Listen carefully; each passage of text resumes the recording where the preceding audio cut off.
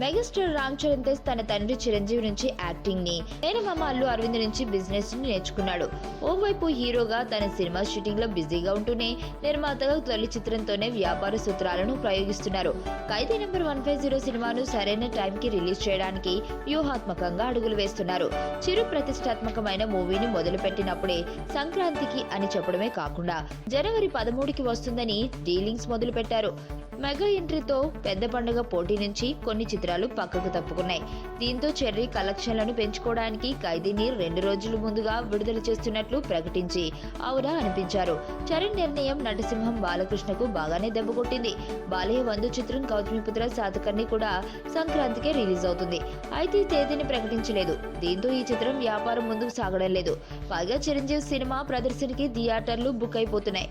శాతకర్ణి 11 తర్వాత ఎప్పుడు వచ్చినా థియేటర్లు ఎక్కువగా దొరకడం కష్టం.